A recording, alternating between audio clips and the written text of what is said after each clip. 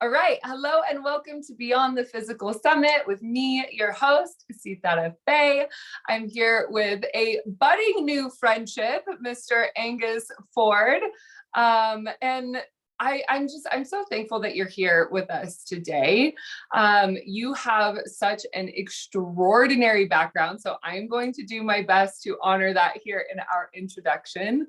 Angus had an experience where he was working in the world of corporate, as most or some of us know, and had a deeper calling to shift out of that world and decided to start exploring the world of yoga. So through that, he ended up creating a extremely powerful legacy there in London, creating one of the top 3 yoga schools in London, one of the biggest cities in the world. That's really something to celebrate for sure. The expansion of how many students, over 40,000 students whose lives you have been able to touch, to inspire, to evoke, maybe even trigger. There's some good ones in there, I'm sure.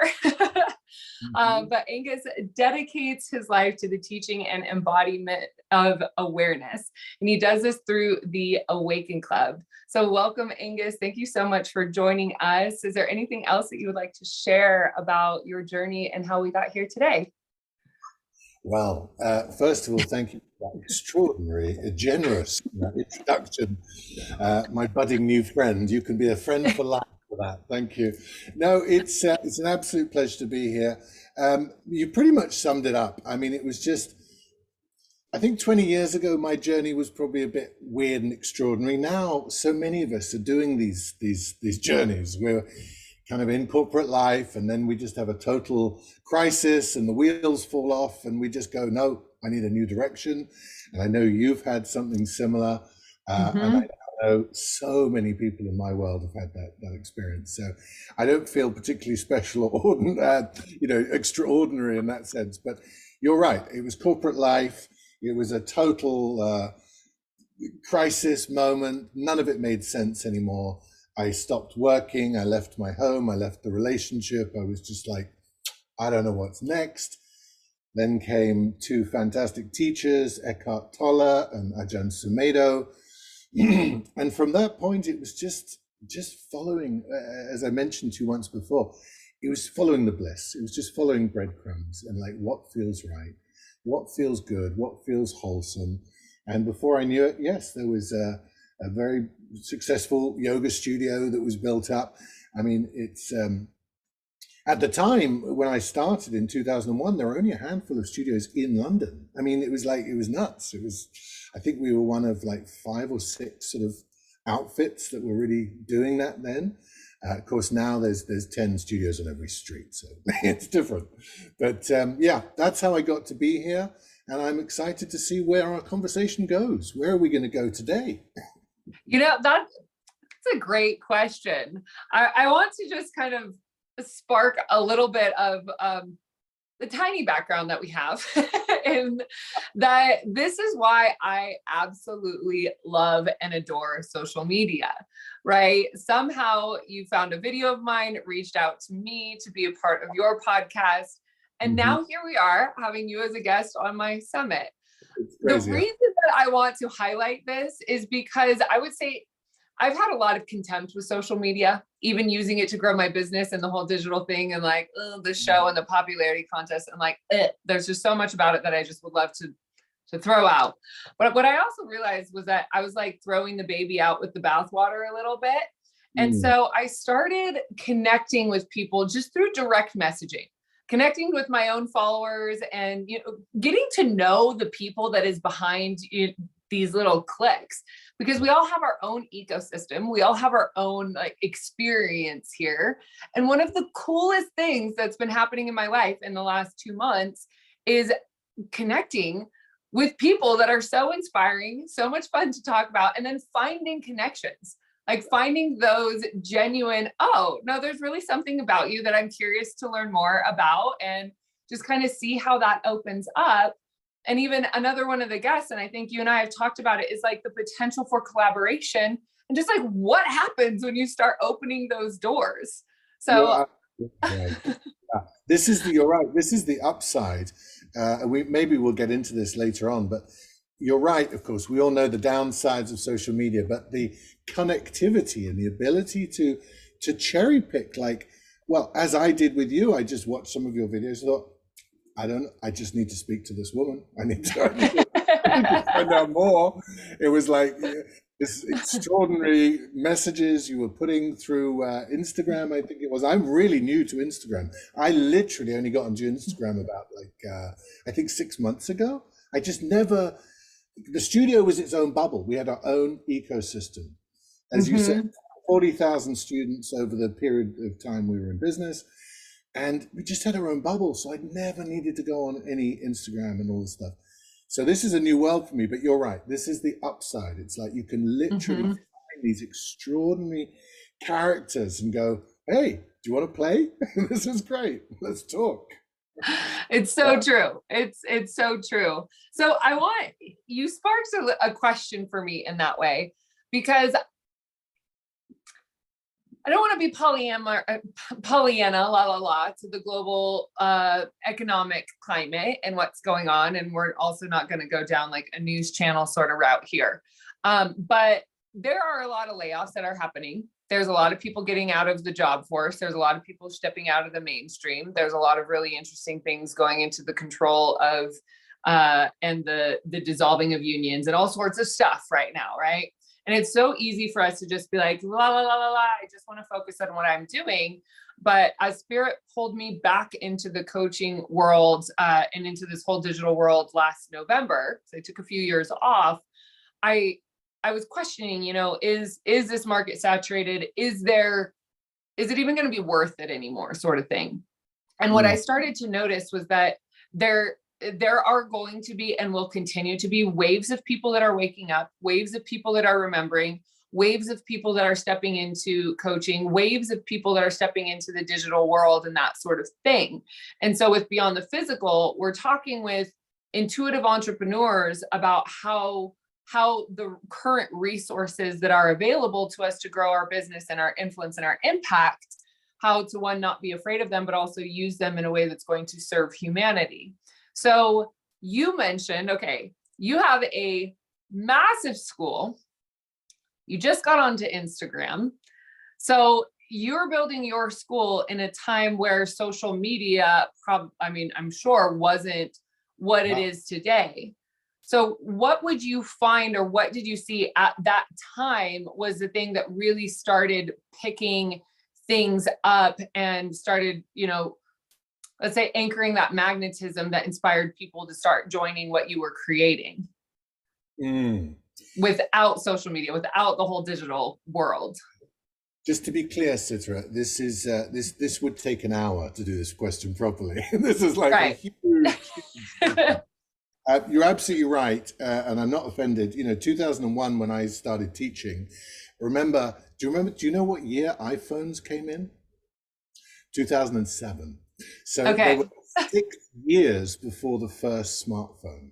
When I first started teaching yoga, we used to make flyers and put them in the shop windows and little, handing out stuff at the station and bus stop. And it was cute. It was really cute. And that was it. And I remember when Facebook first came in as well.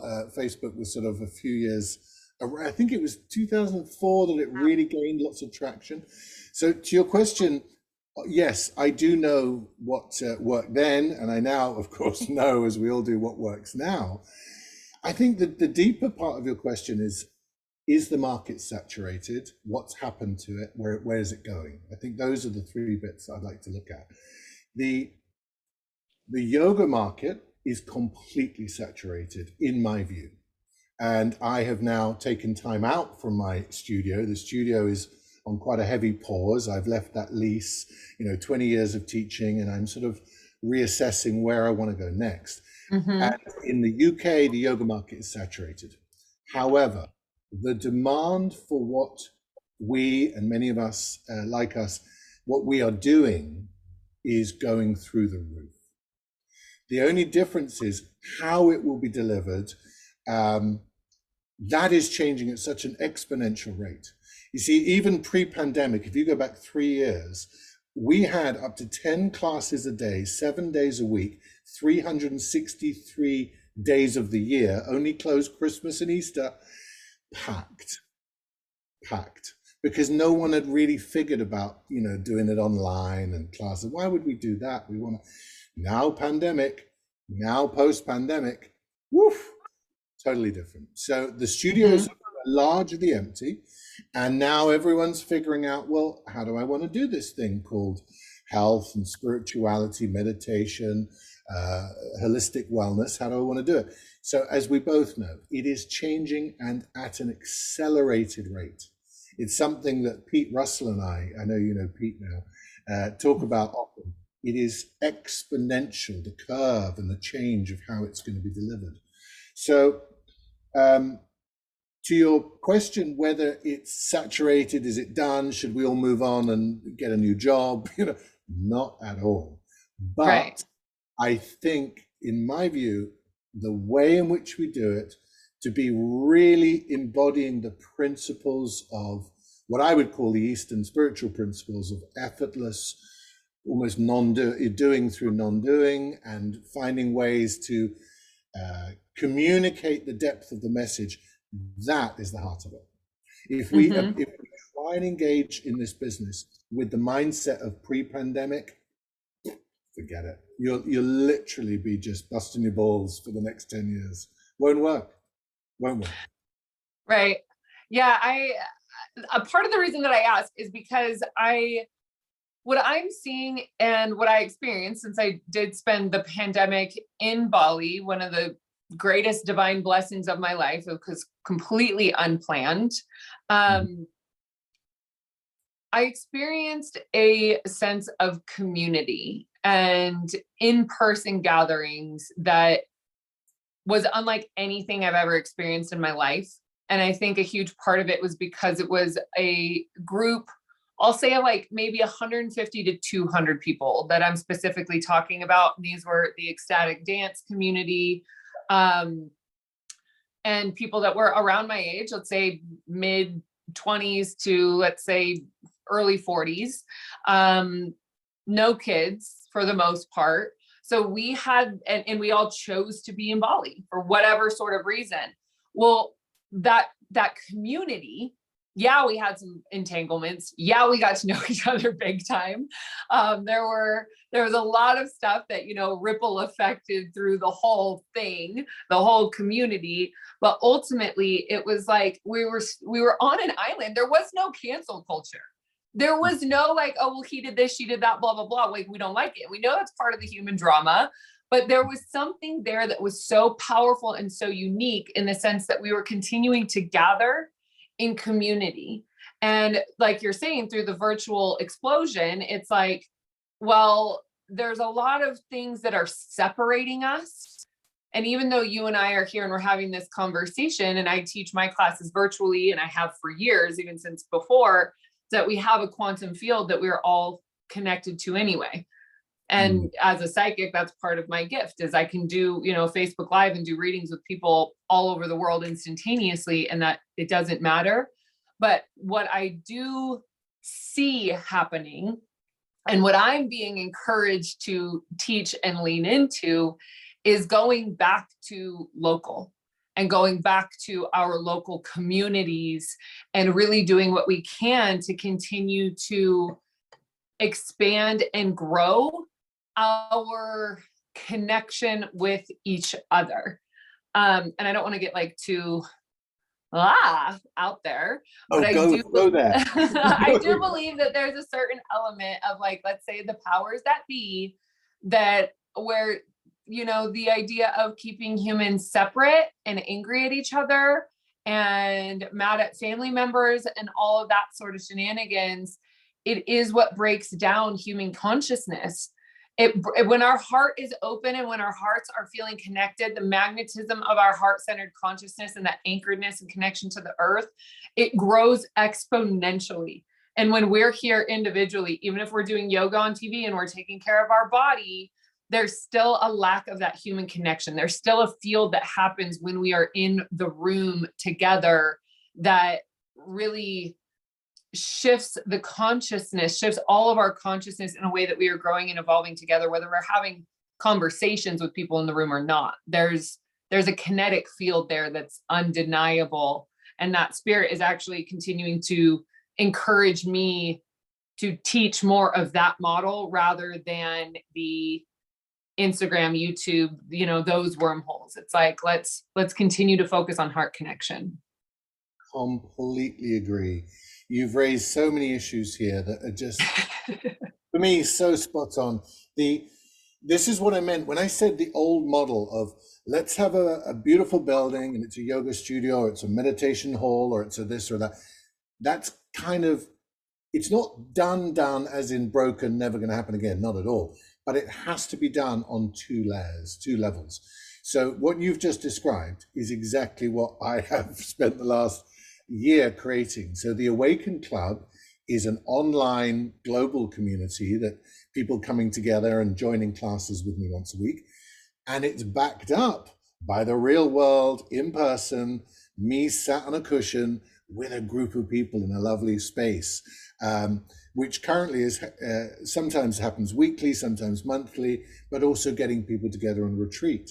So what I'm noticing is it's like it has to be the two things connected, the virtual and the in-person, but they can't be separate. They have to be kind of the same thing, but joined, if you know what I mean. Mm-hmm. Yeah. It can't be two separate models. A lot of businesses went down the route of, right, well, we'll have an online demand thing over there, and then we'll have like little classes over here, but it was all fragmented. So for me, the key is community, as you just said, but you can have community online and you can have community in person, bums on seats. So, and I've really noticed, certainly in the UK, the retreat side of things for all of us retreat leaders is going through the roof. You put it on a website, it's full the next day. So, I think you're right. And I don't think we should lose sight of the fact, what makes a human being feel good, what makes us feel good is when we are able to contribute to community. It's really that simple. If I don't feel that I'm adding anything to my neighborhood, I feel pretty rubbish. But if I can wake up each morning and think, yeah, I'm giving something of the best of myself and sharing my gifts with other people, fantastic, so it's really that simple. You share yourself with community, both virtually and in person, job done, and it works. Yep. I hear you on that. And wouldn't you also say, to just take that a step further, wouldn't you say that makes you a better person day to day? 100%. I mean, 100%. I'd say the saddest, most sort of isolated. Look, we also have to name, of course, that one of the worst aspects of tech and social media is that it really does separate people. It fragments people, polarizes. Everyone's sort of, not really connecting and hugging and talking in coffee shops and coming together. So everything's online. Oh, I've got my shopping and I've done this and I watch Netflix. I'm just in my bubble. That's horrendous. But yes, to your point, it just, if we're not contributing, we feel rubbish. A lot of people don't realize that. They just think that if I keep accumulating and feathering my own nest, I'll be fine. Not so much. That would be my. There's the element even of human touch, of that touch is part of Maslow's hierarchy of needs. These are basic, survival, health, well-being, psychological. There's so many studies out there around children who haven't received that kind of touch or love in their upbringing, and what kind of distorted psychological patterns that creates, that goes away from human connection, and even I would go as far as to say human destruction, but allow like that, the connectivity that I think we often overlook, especially in this like wildly independent hustle grind culture. And there is, as the pendulum swings, shifting from codependency, which is just baked into the bedrock, one of every single, let me not exaggerate so much, almost every single pop song that's out there. Like all these songs, they're wildly codependent in so many of these things. And so when we make this shift, which I do believe is a collective shift, is being aware of these patterns and then being able to be interdependent, which to me does feel and seem like we're growing independently but together. And so that's kind of where, there was a massive shift of the cancel culture. Well, if they did something wrong to you, just like cancel and leave it.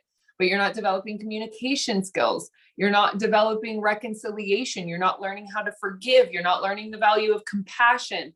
Like it's part of the human experience that you're going to be disappointed. You're going to be lied to. You're going to have things that take place in relationship that are designed to help us grow.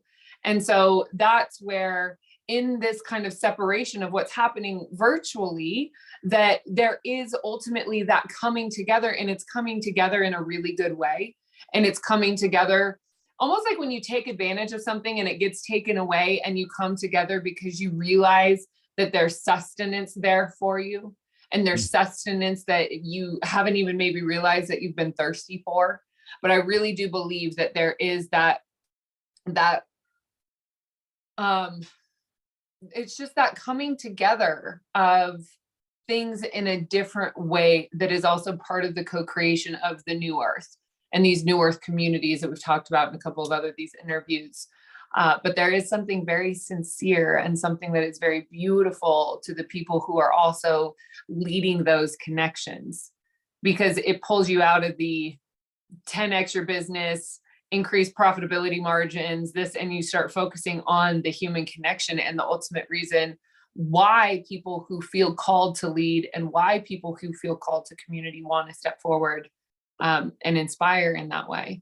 Mm-hmm. So in that sense, I am excited to see the wholesome nature that comes through that connection with when a lot of us get really honest and like, we really do need human connection. We really do want human touch, and we really do want to dance, and we really do want to sing, and we really do want to praise each other's differences. Like that, I'm really excited about to see continue. It's so lovely to hear you talk about the cancel culture in the way you just have, because I'm totally in agreement. I often regard it as a spiritual laziness that comes up in us when we get into this, right? Well, you've said this, so I'm not, like you said, that means I'm now not learning how to mindfully communicate, forgive, have compassion, So we become spiritually lazy. It's like, well, I'm doing my thing. I am independent of you. I shun you over there. And you're right. We need to work through this stuff. And I do want to come back to that other point. You said something about, is there demand? I can't stress this strongly enough. The demand is going through the roof. As a therapist, as a working in the psychotherapeutic field, and I'm a trained body worker and so on. Honestly, if there were 1,000 times the number of therapists in London, there still wouldn't be enough. Yeah, the demand is going through the roof, and this is both tragic, but also kind of exciting from a work point of view, but it's tragic in another sense, because there's so many people really desperately in need of support. But the demand, we should be in no doubt, the demand for genuine health, support, advice, spirituality, and so on, it's going through the roof, and it's not going to stop anytime soon. Yeah. Facts. And part of it, I really do believe that part of it is a symptom or a result of, again, I just like to call it the panini. The other P word just sounds so heavy. And like, we all went through it, but it was like a pressure cooker that brought out the diamonds. And so the pressure cooker that brought out the diamonds are the ones that are like, oh, I'm born to lead through this phase. Like, this is why I'm here. And those of us who have been awake for years have been watching it happen and going, okay, well, we knew something like this was going to take place. And so what's my role in it? Then we also have the people that are like, what are you telling me? I can't trust the government? What are you telling me? The healthcare system is what? You're telling me that, processed meats aren't healthy?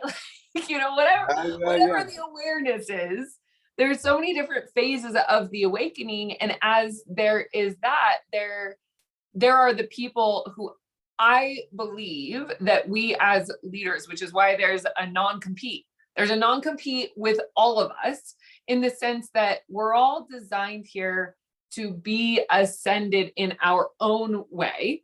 And I am going to use that word because I feel like it's relevant. And I don't think that humility, in the sense of not acknowledging the roles that we're here to play, is serving anybody. So I just want to speak to that. Yes, humility is very important. Obviously, we don't want to run around with like, excuse my French on this one, but I call them ego boners, where you're just like waving them around and you're like, nobody wants to see it. Put it away now. Exactly, put it away. But we do want to, come forward with heart leadership, knowing what our role is and finding the confidence within to step into that. Because there are people that I believe we are soul destined to lead through this experience by means of the full circle of what some of these agreements are. And that's why certain people resonate with certain people. And there's really a non-compete around yoga teachers, therapists, healers, meditators, anything like that. And we don't have to be married to one. Yeah. But listen, you don't need to be shy about naming that. What you just named around, not hiding your light under a bushel. I mean, you're keeping good company with Jesus there, right? That's exactly what he said. Don't hide your light under a bushel, meaning when you are awake, be awake and lead from heart, lead from love, from compassion. Don't wave your boner around. But I don't know if Jesus said that. I'll have to have a look later. But you're right. Basically, you're saying, if you're awake and you've got something to share it. But listen, I got a question for you, and I don't know whether you've got an answer to this, but you mentioned the phrase, I even wrote it down, hustle grind culture, right? I think this is something that people want to explore. I find in my groups, people want to explore this all the time. So I'd love your take on it. One thing that did come out of the Great Panini is, I'm going to use that. This everyone striving. No one's actually come down off that trip yet. There's like times 10 striving, hustle, grind happening on planet Earth. My question is, how do you see that coming to an end, and what's the next phase? Because there has to be a next phase. People cannot keep up with what they're doing at the moment. Everyone is hustling for their next, whatever it is, I don't know, dollar on the yoga retreat or the center or the something. What's next? Because this is not sustainable. Interesting question, because I would challenge that. I would challenge that it's not sustainable. And I would challenge it in the sense that those who are leading and walking the talk, genuinely walking the talk, they're getting good sleep, they're staying hydrated, they're eating nutritious, they're not staying up all night, they're not drinking alcohol, they're legit, they're the real ones. I genuinely believe that we get off on our mission, and that arousal, as we've talked about before, is massive sustenance into the energy that flows through our bodies. And I'm speaking to that from myself, being that I have been on the leading edge of my own growth edge, not in competition to anybody else, not like, in comparison either, just leading edge of my own growth since I was easily 21 or 22 years old, just in a constant state of growth. And I remember when it first started happening, because growth is super uncomfortable, that when it first started happening, I was like, oh God, after this growth period, oh God, after this growth period, I'll be free. After this, I'll be free. After this, and it just never stopped. And even today, as we're having this conversation, I'm in like 6 different growth phases that are happening simultaneously. And I've just gotten more resilient, more conscious, more present. My emotional capacity has expanded. My energetic field has expanded. I'm able to handle more. I'm able to directly face what used to be hard conversations. And so that leading edge of growth for me continues to be sustenance. And if I'm noticing I'm getting tired, or if I'm noticing that I'm pushing myself too hard, I stop. I'll stop for the afternoon, because it just simply means that there's something that I'm not paying attention to, that I'm not integrating. And Mm. it's not that I'm running on a barrel to try to avoid something that's going on inside that I'm not facing. But I do, let me say this. I believe that we're splitting into the new earth. I believe that there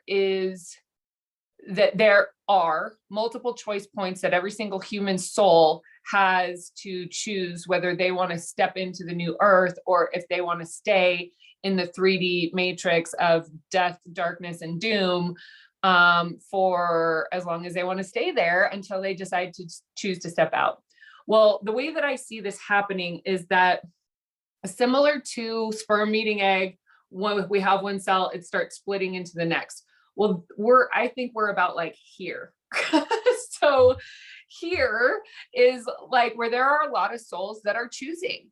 Do I step into the light, or do I keep feeding the darkness within myself? The thing is that they are not different locations. You can be in the same room sitting next to somebody that's choosing their own darkness for themselves. They're choosing to continue to feed that, while the other person standing next to them is anchoring heaven on earth. And they're anchoring heaven on earth reality through the idea of how they're seeing peacefulness through their own eyes, and how they're seeing the compassion for the people that are still struggling by choosing to stay in struggle. And so through that experience, the quickening is here. The quickening has arrived. So I don't necessarily think that there's a point where we're like going, and it's just gonna be like, like, yeah, maybe eventually, but probably not in another few lifetimes, to be honest. I don't think that's just like a generation thing. We're in the age of prophecy. We've got floods, we've got fires, we've got earthquakes, we've got lies coming to the surface. We've got like we have literally the age of, I don't even know how many different cultures, prophecies happening of the end times right now. I'm getting chills through my body as I'm explaining that. And so for those of us that are at leading edge, leading way showers of where we are and how we are anchoring the new earth, because we have that information embedded in our soul and we are designed to speak it into reality, I don't think we'll get tired, because it's what fuels us. You've answered, interestingly, you've answered beautifully. I think you've answered sort of a question that was coming next, but you in a sense didn't answer the first question. The first question was like the old earth that still exists for Yes. some people. I think what your answer is, they will stay in that exhausted and exhausting hustle grind state until such time as they can switch and land conscious new earth. And I completely agree. I think that is exactly how I see it as well. Just give me a moment, because there's something else that was coming up from this. I think there's a part of me, what's coming up for me is I see it as a shift that could be translated as competition, the hustle, the grind, to cooperation. Yes. And that's what it is for me. And I have to say, I hold my hand up for this. I definitely feel that's one of the upgrades I am having since leaving the old business model of a yoga studio. I now recognize, in fact, our conversation is an embodiment of that. It's reaching out, neural connections, heart connections, body connections, connecting in a way that says, let's work together and make more abundance, more love, more teaching, more connection. You know, I love that phrase, a rising tide floats all boats. We're doing it together. We're not trying to squish other people down. It's like, no, let's do this together. Let's cooperate. So I really hear you. I think your old earth, new earth analogy is beautiful. It's exactly what it is. Yeah. Thank you. Yeah, I think I was about 21 when I very first saw this vision, that it was like, okay, what is my role? What is my purpose? And it came through so clear to me. And there's been different iterations, but this has never changed, that I'm here to facilitate as many awakenings on this planet as I can. That I know how to go to a human heart and just touch the right spot that says, like, turn on, here we go. It's time. And I saw this image because I went through a lot of challenges in my early years. There was abuse, there was sexual assault, there was drug addiction, there was, early drinking, mostly because the town I'm in, it's like socially accepted, blah, blah, blah. I went through a lot. For sure. It's helped push me onto my path of healing. It helped push me to get my degree in psychology. But there's been an awareness for me that my soul, my personal experience, my egoic personality needed to understand what I call the dark codes from the inside out. I needed to understand other people's agenda, that there are people that deliberately choose to hurt and harm people. I had to experience these kinds of things of being hurt by other people's hurt in such a tragic way that it shaped me in a lot of ways. But I could see this vision of almost like me having like deep, like heavy leather boots and kind of like armored kind of outfit, but basically bringing people from what I could see as this dark world and like bringing them onto an arc that was a light arc. Like, are you choosing this? Are you choosing that? Are you choosing this? Are you choosing that? And just knowing that there's a certain point of that. And that's what I mean. Like, I was in my early 20s. I didn't know about the Great Awakening. I didn't know about 3 waves of volunteers. I didn't know that we came from intergalactic realms. I didn't know any of this, but I knew my claircognizance was aware that something really important was happening on the planet and that I'm here to play a role in that. And not only am I here to play a role in that, but I'm here to also support those who are also designed to play a leading role in that. And that has been just a leading force of anything that life has dished me. It's like, I know when I'm on track, when I'm focused on that. When I try to step off of it, and trust me, I have, because I'm like, I don't want that responsibility. That's too much. I've tried to jump off of it. No, I'm like, boom, like I got in a car accident. I had to get surgery, like all sorts of crazy stuff happened. And even under anesthesia, my angels were like, this is what you're supposed to be doing. This is a non-negotiable term. So whatever you can do to reconcile to get in that seat, like that's what the thing is. And my inner rebel and my issue with authority, like I challenged my inner world 8 ways to Sunday to 1, start to submit to my path, and 2, grow into the woman that I know I'm meant to be as a leader through this time. And so like, yes, I know this has gone like way, way deep from the question of hustle, grind culture. But that's where like, I just don't think burnout exists when we are aligned with our heart's true mission and purpose, and that we're taking care of ourselves. Like they have to go hand in hand.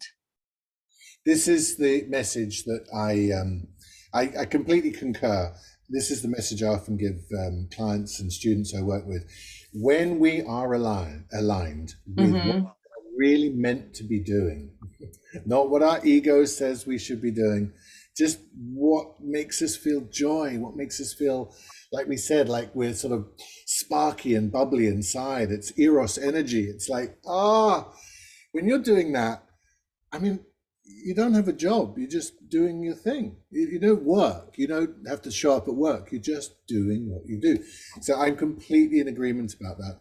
It is amazing though, because we do live on a planet where for the majority of people, they either sadly don't have the resources to do that yet, or those that are lucky enough to have the resources are still clearly, let's say, confused or fearful, one or the other, about what they should or could be doing. But yeah, gosh, I mean, we'd need a whole nother hour on finding one's purpose, one's mission, one's goal. I mean, certainly in men's world and men's therapy, this is like the big one that we talk about in the therapy room. It's like, what is your mission? Because, and this would be an interesting question for you. Maybe this is really going off piste, but let's go there. I'm ready. it will be another conversation when we do another conversation, and I'm going to be calling you with a whole list of questions on this. Do you feel that for women that that part of the purpose of the divine feminine is kind of built in a sense, as mother, as protector, as educator, and so on? I'm using archetypes, but I'm Yes.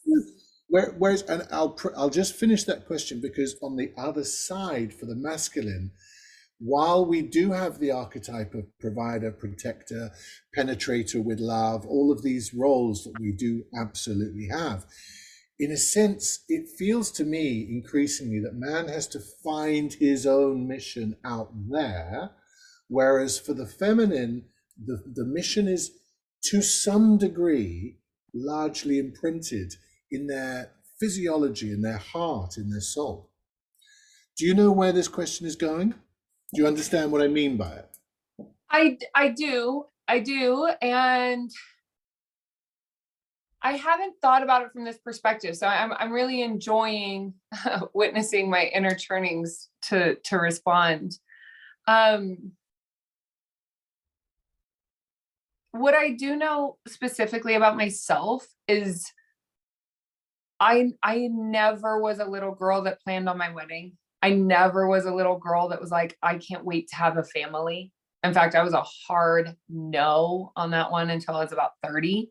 I have siblings that are 10, 11, and 12 years younger than me. So when I was in high school, I did the kid thing, even though they weren't my own. And so I feel like for me specifically, I have always felt very mission driven and very mission oriented in a way that I have, and because of the sexual assaults that I had experienced, I developed a very, very strong masculine shield. And so I almost like embodied the man that I wanted to be, as well as embodied the woman that I wanted to be. But my inner feminine was so deeply wounded for so many years that the reconciliation of that took, and it's still evolving for sure, but took probably about 7 years of direct focus intention of specifically just working with healing her, and at various points of my growing up and all of that. So to answer your question, like through my own personal lens, the other thing that I will say to that is that since I was a baby, since I was little, I've always been incredibly nurturing. And I felt like I've always embodied an element of that kind of divine mother's grace, even though that was not an energy that I knew in my life.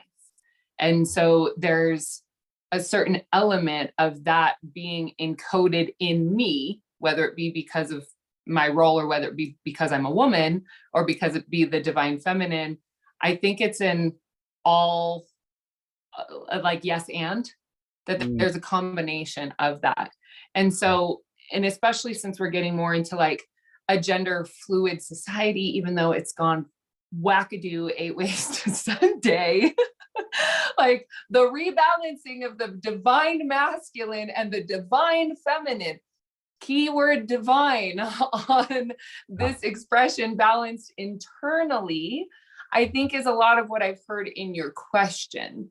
And I also, what I'm feeling is that your question is focused or geared towards people who do feel mission driven and who do feel like entrepreneurial, to put it in a modern day word.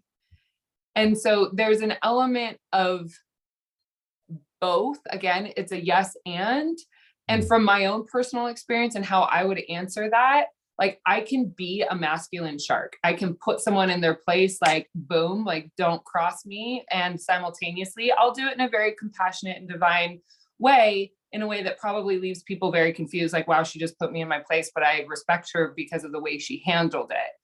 And I can see how there's, you know, room for me to grow, but there's also certain things that have happened in my life for me to understand that level of communication and internal guidance and nurturing. So the masculine and the feminine roles, I really do believe we're stepping into a society where we're embodying all of that. I find it wildly attractive when I meet a man who is nurturing. that's not something that I believe should be lost on men. Absolutely. Like by any means. And in a lot of ways it has. Mm-hmm. And in part because of the like sideways backwards thing around misogyny. And so, you know, around men being called very derogatory female terms in a way that tells them to man up, it's like, that's kind of the wounded aspect, obviously, right? And you're talking about the integrated divine in both parties and what our roles are. I think maybe I'm an anomaly to it, but I don't necessarily think it's limited to man and woman.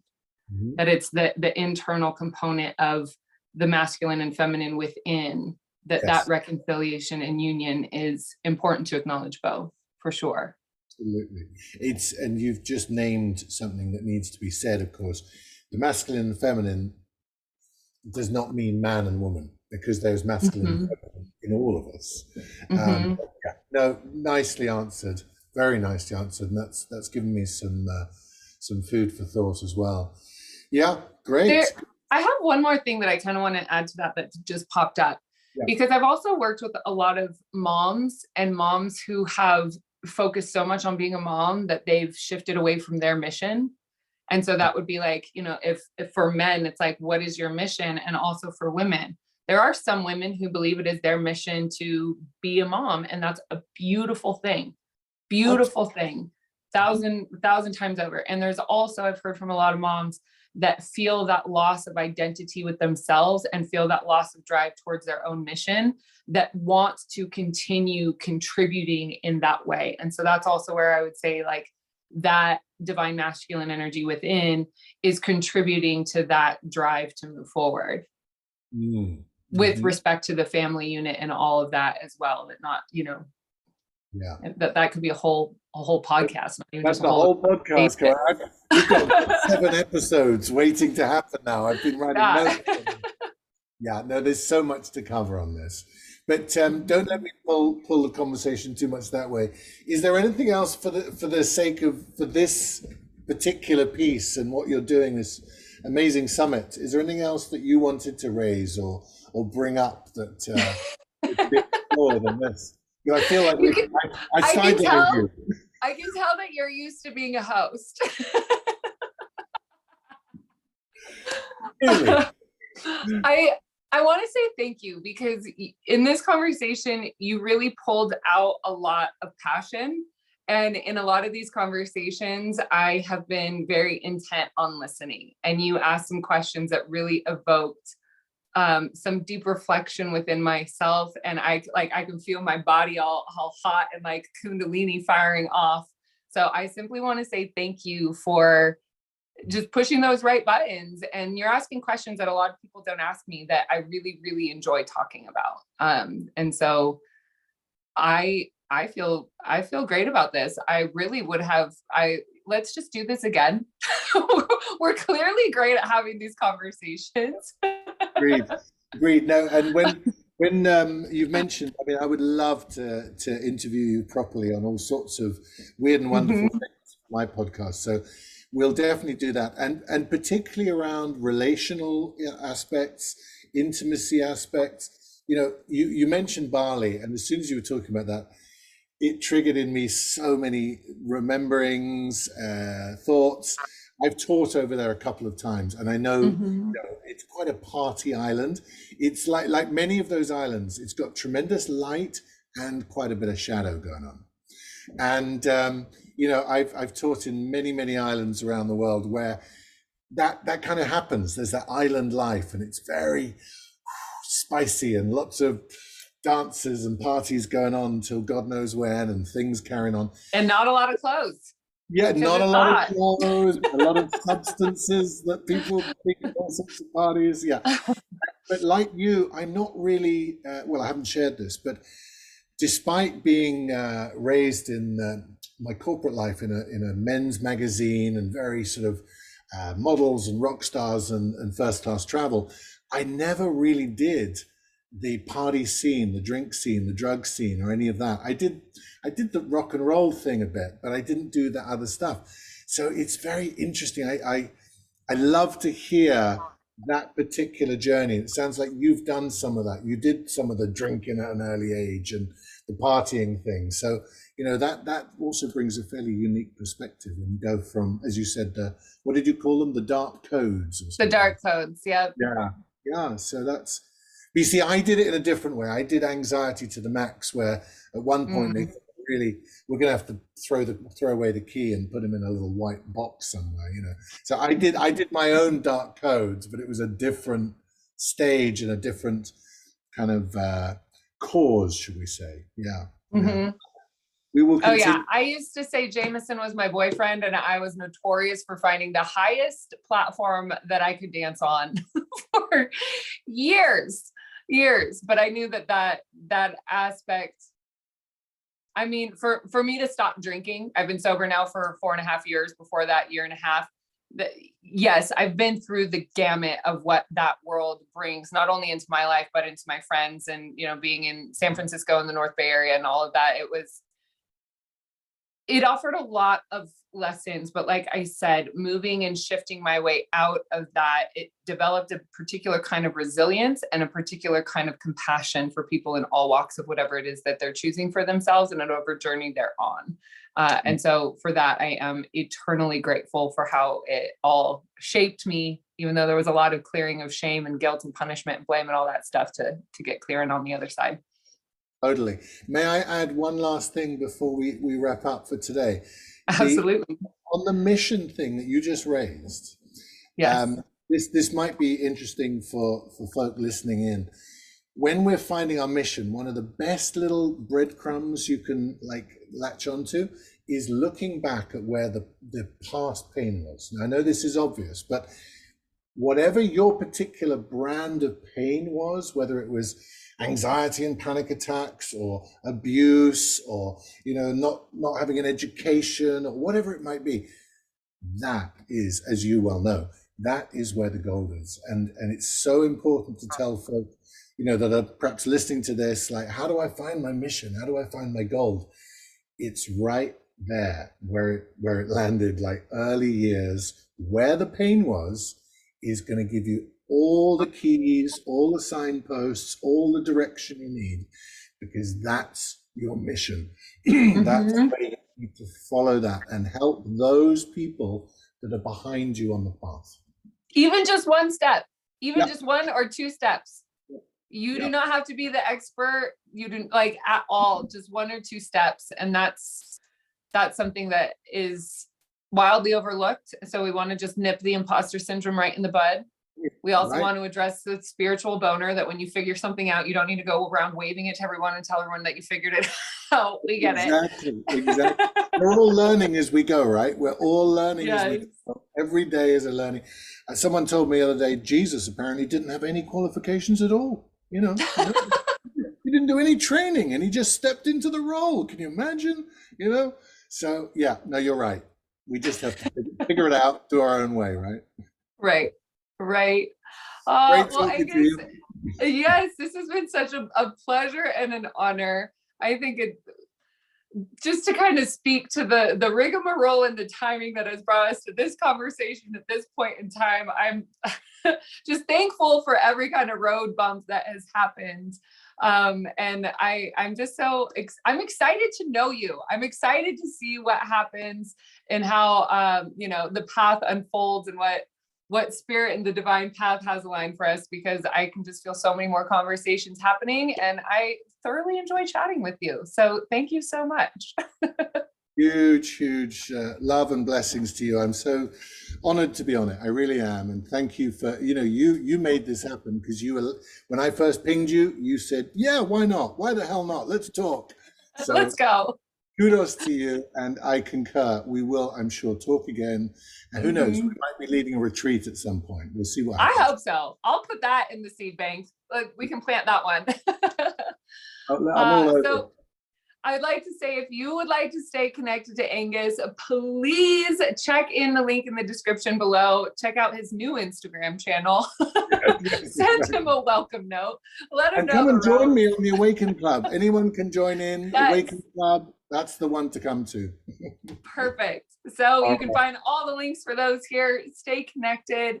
And thank you so much for tuning in, taking the time out of your day to dive in with us. And I will see you all on the next interview. Mwah! Ciao, ciao. Bye-bye.